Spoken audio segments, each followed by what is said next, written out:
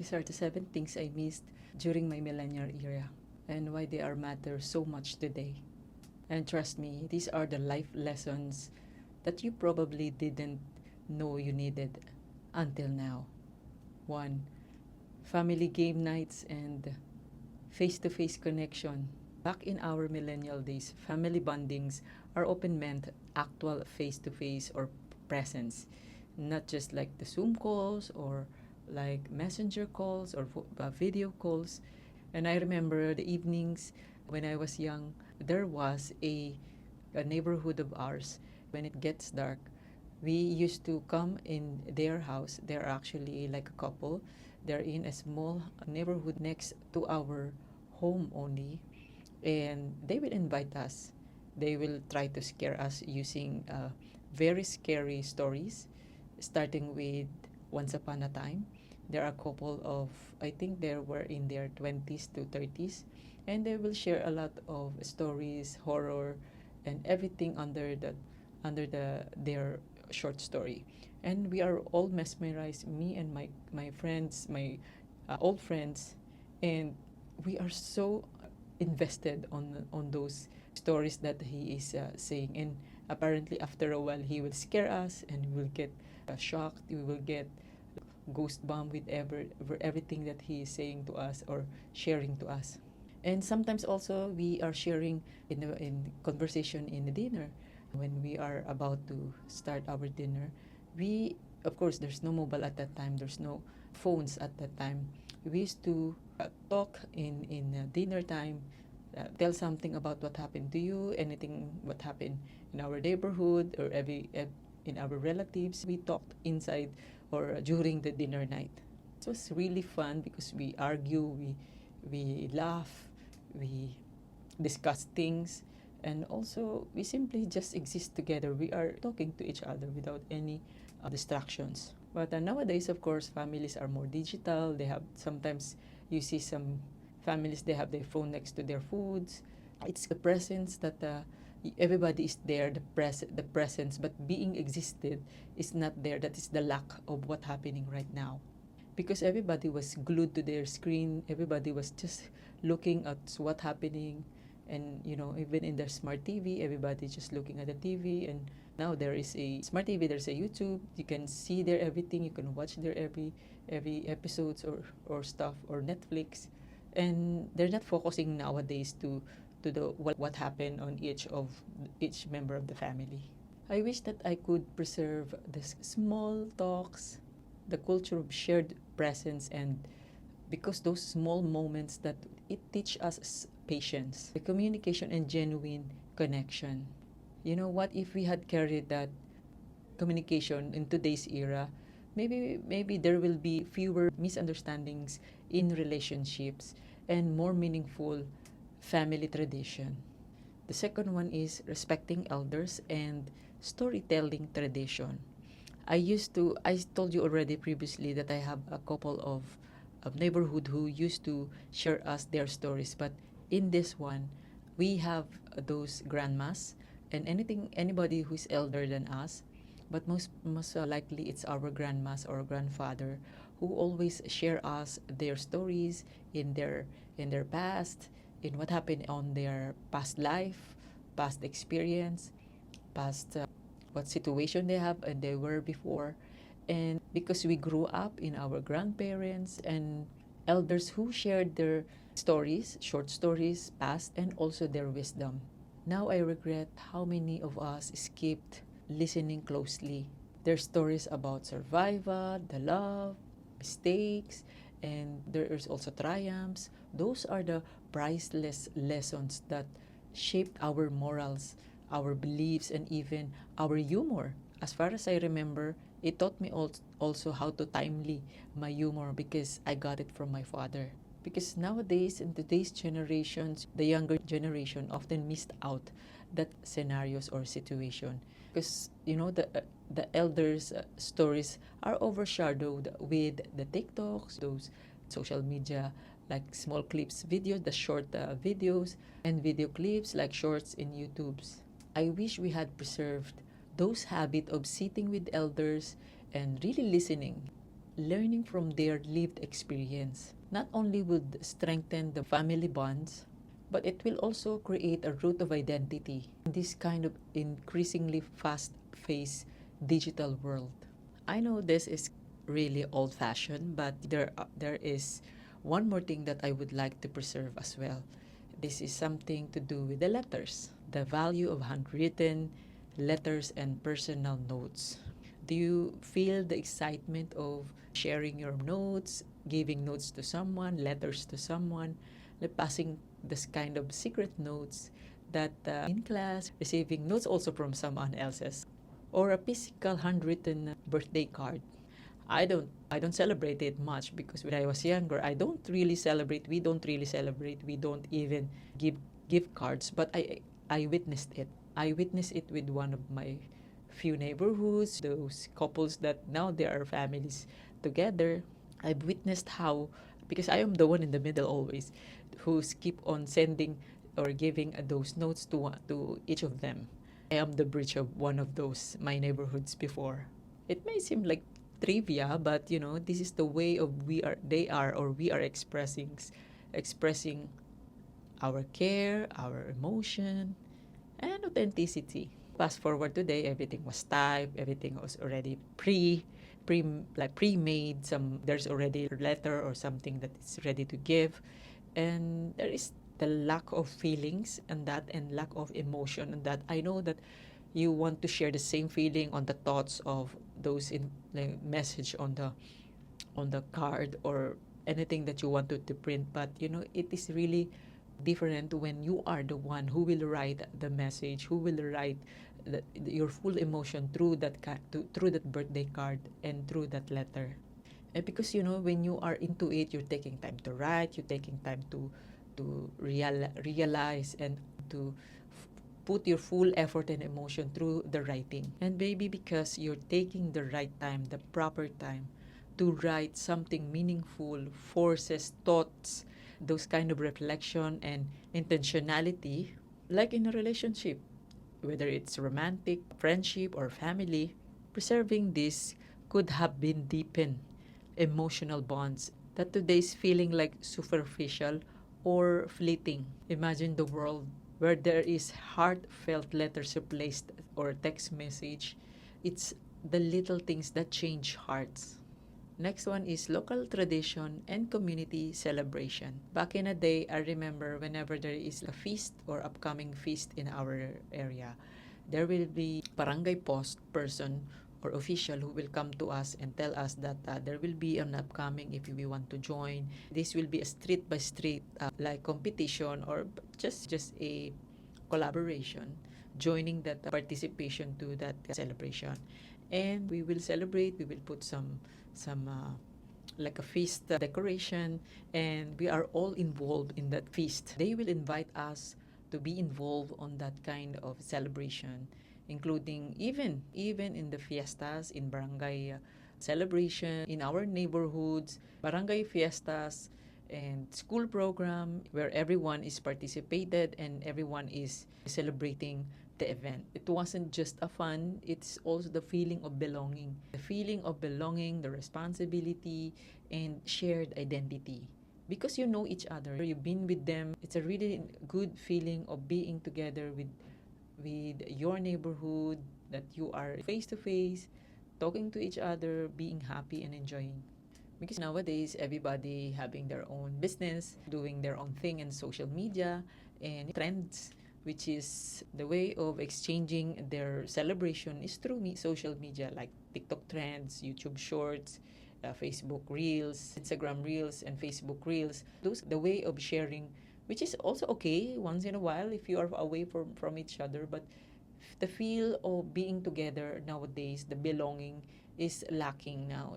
I wish we could still celebrate those local rituals, local celebration, even in our small community. At least we could still bond to each other. Experiencing and passing on to this kind of traditions today would allow younger generation to understand their roots, respect their culture, and feel a genuine connection to the place they call home.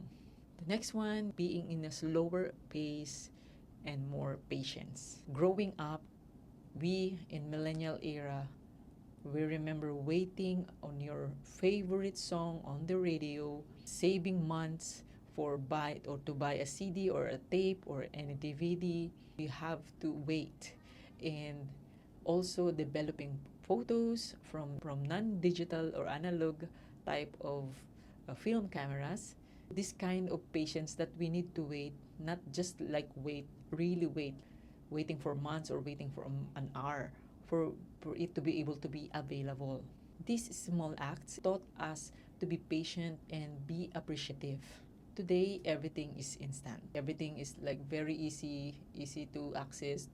Everything is just in your doorstep and just one click away. You can download, you can upload, you can just post in your social media. Everything is just one click. I wish we had preserved this slower pace because it builds resilience and deeper appreciation for accomplishments. We know that the attention span of averagely nowadays, they said, is like 5 to 20 seconds. If I'm not mistaken, let me please comment down below. But for me, because there is a short, there is a reels, there is everything is just shorts or video clips. It gives you the dopamine to kill your time, to kill or to just pass your time whenever there is something that you just wait for something. While you're waiting for someone, you are just scrolling up and checking on your phone.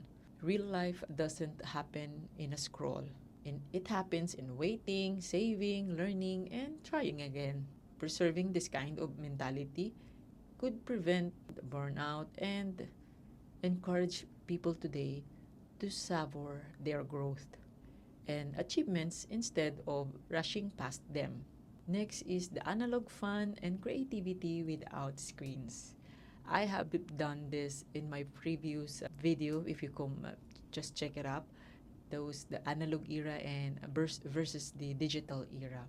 It also the same thing. The feeling of we grow up with the endless hours of imagination, driven play, and drawing, crafting, role playing, and creating worlds in our own minds, because you know that you cannot have it all. You cannot have it in your own hand. What we are doing in our past days, in our era before, is imagination. I remember also when if someone is sharing their story, telling a lot of stories or telling anything under the sun, we used to use our imagination just to capture the moment that they're trying to share. And that's the moment that we have our own different creativity. We have our own imagination, and that is the one that entertain us because we have different mindset, the way how we interpret those stories in our own minds. We play it along. Our entertainment wasn't filtered through algorithm. It just passed whatever. If I like this, it doesn't mean that tomorrow this is the only thing that I will like. We like everything. We like to play, we like to talk, we have to run, we like to bike, we like to climb the trees, go with the mud, everything. It's just not just one. Doesn't grow with just an algorithm like right now or curated feeds, something like that. I wish we could preserve this kind of raw creativity because today the children and even adults are more passive consumers of content rather than active creators. Preserving analog play teaches problem solving. When back in the day, when we cannot answer or solve any problem, we tried our best, do and use our own creativity, our own brain cells, what they said today, the originality that comes within how we will express ourselves, the emotional expression that we have to endure, we have to share, we have to calibrate our own engine inside. And that's the way of us developing our inner creativity and resourcefulness. In today's era, encouraging such creativity could reduce stress, increase the innovation, and remind people that the best ideas often come from within, not from the screen. And the next one is the depth of real conversation and emotional honesty. Here it is. Finally, I wish I could preserve the millennial habit of real conversations. The ones that lasted hours, tackled deep life questions, and didn't shy away from awkward silence. I remember when I was in my younger days, I have these three friends of mine, ladies. Whenever it's already night and everybody is on their own home, but me and my friends, we will just sit right in front of one of each, one of those surrounded by homes. We just keep on talking to each other while everybody was, maybe some of them asleep, some were watching TV, but from us, we want to like sit to each other, next to each other, and talk everything that we have been through, we had experience, we encounter, we bump into anybody that is related to us or happened to us on that day, and we will share everything under the sun without any malice, without any awkwardness, because we're just happy to share it with each of us, and we laugh at it. We just keep on sharing things that is really really fun, and we share secrets as well. It's really really nice to be connected in that way, because you feel that you are belong to each other, you know that you are existed to one of each, and the feeling of someone is listening to you, the feeling of someone you are sharing to your feelings towards to someone else's, and sharing to your friends, literally your friends, physical friends. This kind of conversations are lacking right now as well. I remember also that time we talked about millennials. We talked about our dreams, the fears, the heartbreaks, and failures with friends and family, in the way that we felt the raw and validation. Because today, many interactions are short, and meme, short clips, those kind of interaction. Even they replied also through videos. These kind of things are really superficial. Preserving those kind of emotion of honesty is critical, because it builds trust, the vulnerability, and resilience in relationships. Imagine if we could just combine today's connectivity with the depth of millennial conversations before. I don't think there is a big difference that will happen, but the result will be a generation that has the both digitally savvy and emotionally intelligent. That's really a good idea, I think. I think the notes that I could take down in here are the if I could just turn back the time, these are the 7 things that I feel I want to preserve, or I would preserve from our millennial era: the family presence, the elder wisdom, the handwritten notes, local traditions, patience and analog creativity, and the honest conversation. These are quite very difficult to find nowadays. This deep communication, deep interactions with one of your friends or anybody that is in your same age. I feel also when I'm talking to my same age and forward, like the boomers, I feel much more interactive. I feel much more like connected, because of course we grow in the same era, but I am so overwhelmed with the kids or maybe younger generation that has been hooked and also very interactive, the way that they are engaging to me when they spoke to me, like the way that I feel they lived in my era before. I feel so much appreciative. I feel that they are I I feel like they're very interested. I feel like they are into it, and I feel more of sharing things that, like, wisdom and past experience, life, everything that has it.